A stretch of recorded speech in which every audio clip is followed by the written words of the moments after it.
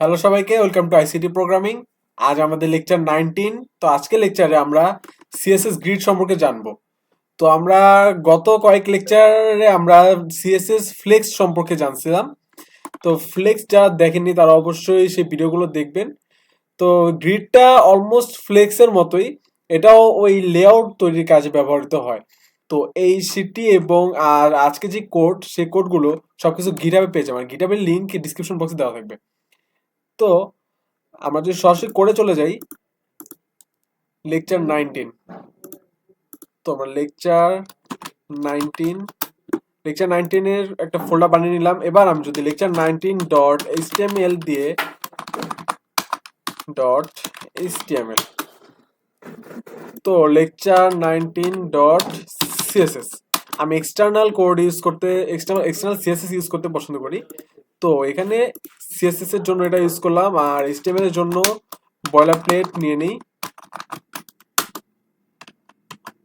তো এখানে আমি দিব সিএসএস গ্রিড।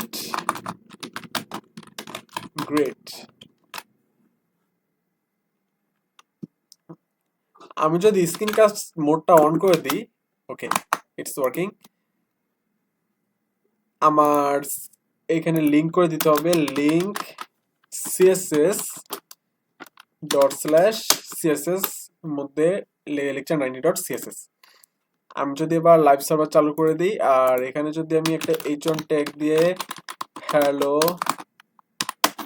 যেহেতু উইন্টার সিজন, তো হ্যালো উইন্টার। এবার আমি যদি যাই, ওকে, সবকিছু দেখা যাচ্ছে। তো এবার আমি যদি সিএসএস এর মধ্যে যেই আমার সবসময় করে থাকি মার্জিন 0, আর হচ্ছে প্যাডিং 0,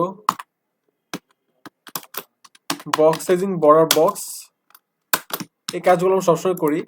তো এই কাজগুলো আমরা আগের মতো সব করে নিলাম। এবার গ্রিড আসল ব্যাপারে আসি। গ্রিডের জন্য আমরা লেআউট তৈরি কাজ, যেমন আমরা অনেক সময় টুইটার দেখি, যে আমাদের টুইটারে দেখা যায় যে এইখানে, সরি, আমাদের এই পাশে একটা বক্স থাকে লেফট সাইডে। এটা টুইটার আগে ভাষা হয়েছিল, বর্তমান তো টুইটার এক্স। তো এক্সে আমাদের দেখা যায় যে আমাদের দুই পাশে দুইটা এভাবে স্লাইডার থাকে। তো এই পাশে কিছু মেনু বার থাকে টুইটার হিসেবে। ফেসবুকে তো অলমোস্ট এর সেম দেখা যায়। তো আবার এখানে আবার কিছু ফলো বা ফলোয়ার্স বা নতুন যে ট্রেন্ড চলতেছে সেগুলো সম্পর্কে দেখা যায়। মাঝখানে আমাদের স্ক্রল বার থাকে। তো এটাই কিন্তু হচ্ছে লেআউট। তো আমাদের লেআউটের মধ্যে আমাদের এখন এই লেআউট গুলো তৈরি করার জন্য আমরা ফ্লেক্স অথবা গ্রিড ইউজ করতে পারি। তো গ্রিডও হার্ড না, ফ্লেক্সও হার্ড না, আমাদের যখন যেটা প্রয়োজন হয় সেটাই আমরা ইউজ করি। তো গ্রিডের জন্য আমরা এটাকে কমেন্ট আউট করে দিই, আমার এটা প্রয়োজন নেই। এবার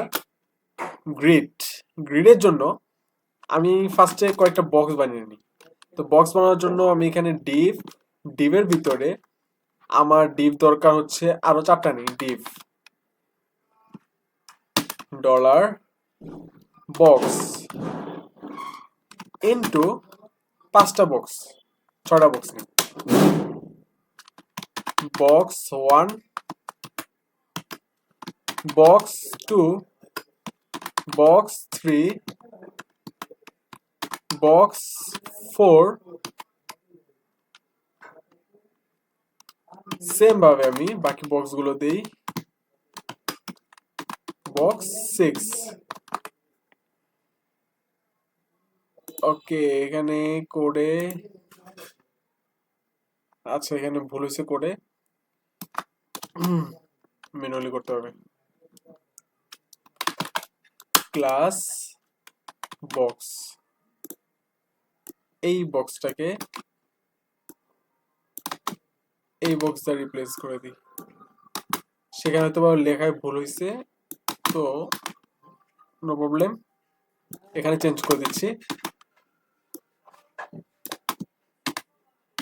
এবার এইটাকে একটা ক্লাস দেই, যার নাম হবে কন্টেইনার, বা আপনি আপনার নামও দিতে পারেন বা যা ইচ্ছা নাম দিতে পারেন, বা বক্স কন্টেইনার দিলেই চলে। আচ্ছা, কন্টেইনার।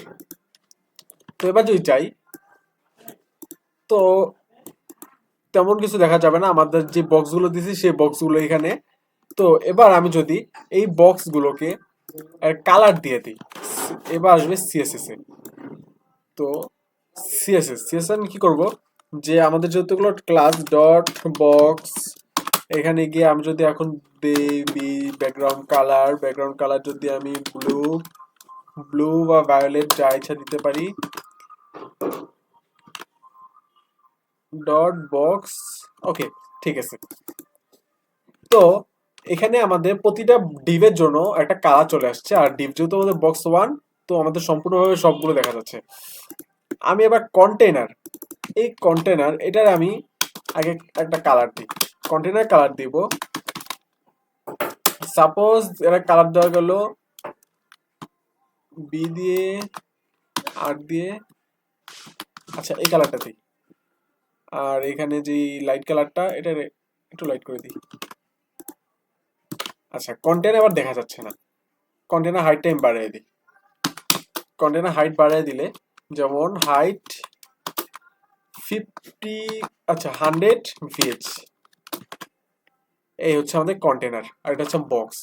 এবার আমি বক্সের জন্য আমি বক্সের উইথ দিব 200 পিক্সেল, আর হাইট দিব 200 পিক্সেল সেম, যাতে স্কোয়ার ভাবে দেখা যায়, গ্রিড বোঝাতে সুবিধা হয়। তো এই হলো আমাদের বক্স। এখন যদি 200 পিক্সেল, আর আমরা জানি ডিভ হচ্ছে আমাদের ব্লক এলিমেন্ট, তো আমাদের সম্পূর্ণ জায়গাটা ব্লক করে নিচ্ছে। তো এখন ফ্লেক্স দিলে আমাদের হয়তো কি, যে আমাদের এখন যে আমাদের কলাম বরাবর আছে, এটাকে আমরা ফ্লেক্স করলে রো বরাবর আসতো, বা রো থাকলে সেটাকে আমরা আবার কলাম বরাবর নিতে পারতাম। তো এভাবে আমরা আমরা যে লেআউটটা তৈরি করি। এখন গ্রিডের মধ্যে আমরা নিজস্বভাবে বলে দিতে পারি যে এখানে কয়টা রো থাকবে, কয়টা কলাম থাকবে, বা আমাদের গ্যাপ কতটুকু থাকবে সেগুলো। তো সবই দেখবো। এখন আমরা যদি গ্রিড করি, তাহলে আমাদের কি করতে হবে, কন্টেনারে গিয়ে ডিসপ্লে গ্রিড লিখবো। দেখি তো ডিসপ্লে গ্রিড লেখার পর কিছু হয় কিনা। ডিসপ্লে গ্রিড লেখার পর কিছু হয়নি, তো এখানে কিছু হওয়ার কথাও না। আমাদের বলে দিতে হবে যে আসলে গ্রিড করার পর আমাদের কি হবে। আমার এখানে সাজেশন দিতেছে ট্যাব 9, তো আমি ট্যাব 9 আপাতত অফ রাখি, প্রয়োজন নেই। তাহলে আমাদের যে প্রপার্টি ইউজ করতে হবে, গ্রিড, যেখানে চলে আসছে গ্রিড টেমপ্লেট কলামস। তো এখানে আমি যদি টেমপ্লেট কলামসে যাই, তাহলে এখন আমরা বলে দিতে পারবো যে কলাম কয়টা কলাম দিব, আর আর হচ্ছে আমাদের যে প্রতিটা এখানে কয়টা এলিমেন্ট, 6টা এলিমেন্ট বা 6টা ডিভ আছে। তো 6টা ডিভ আমাদের কতটুকু জায়গা করে নিবে। সাপোজ এখানে 6টা ডিভ নাই, এখানে ধরলাম আমি 3টা ডিভ আছে, তাহলে এখানে কি হইতো, এখানে কিন্তু 3টা বক্স আসছে। তাহলে এখানে কলামসে গেলে আমি এখানে কি করতে পারতাম, যে এখন এই কলাম তো আমি দিলাম, তো এখানে এই কলামে যে এলিমেন্ট গুলো সেগুলো কতটুকু জায়গা নেবে, তো সেগুলো জায়গা নেওয়ার জন্য আমি বলে দিতে পারি, যেমন 200 পিক্সেল, এর পরটা নিবে 100 পিক্সেল, এর পরটা, আচ্ছা এর পরটা অটো দিয়ে দিই, যে এর পরটা যা থাকবে তা অটো জায়গা নেবে। তো আমাদের কিন্তু এখন এক্সেলে চলে আসছে, এখানে কিন্তু বোঝা দিতেছে না। পিছনে ব্যাকগ্রাউন্ড কালারটাও যদি আরেকটু লাইট হইতো, ওকে।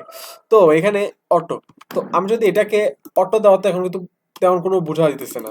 আমি যদি এখানে 500 পিক্সেল দিতাম, ওকে,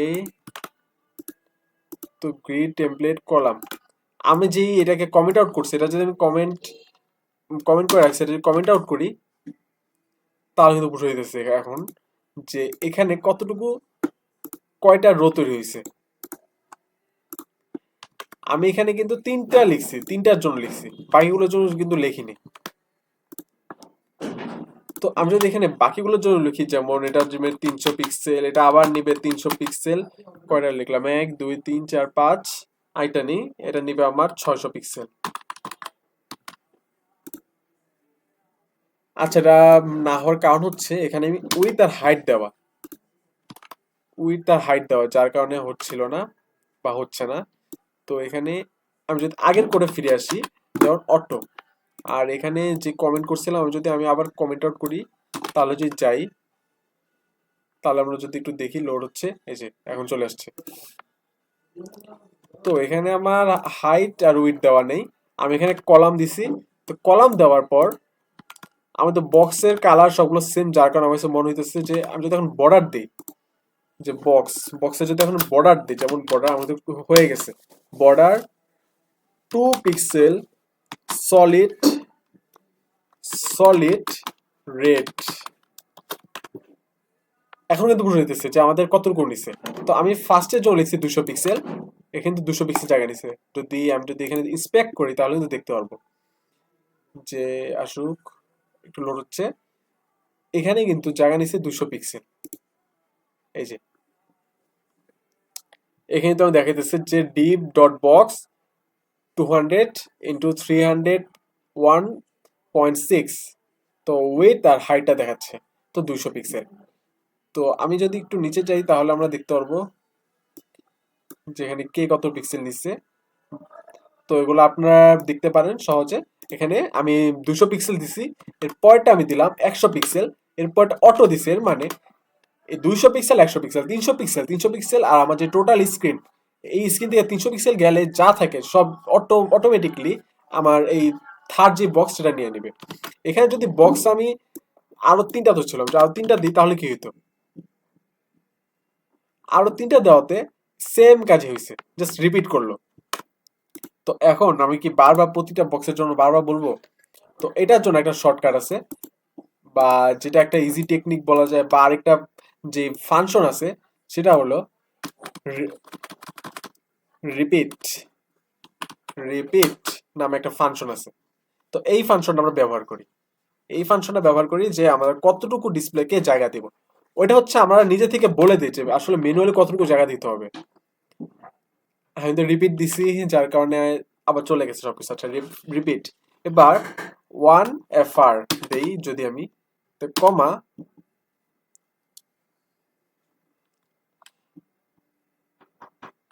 4। ওকে, আমি উল্টা লিখে ফেলছি, 4,1FR।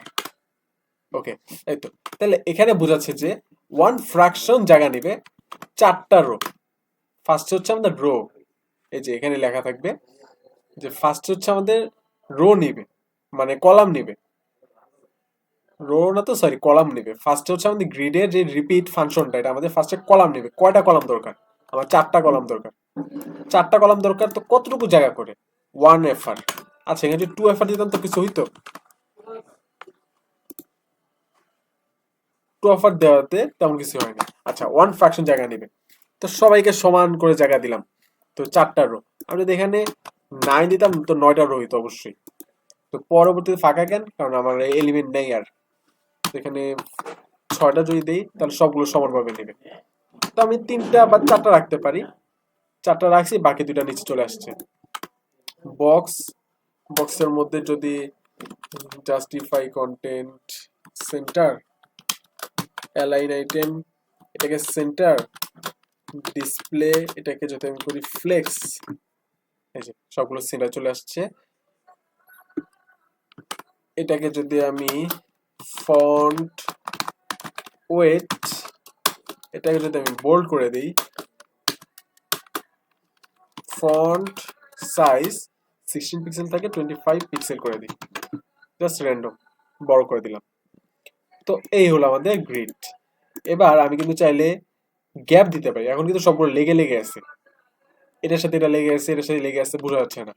তো এই গ্যাপ দেওয়ার জন্য একটা কাজ করতে পারি, সেটা হচ্ছে গ্রিড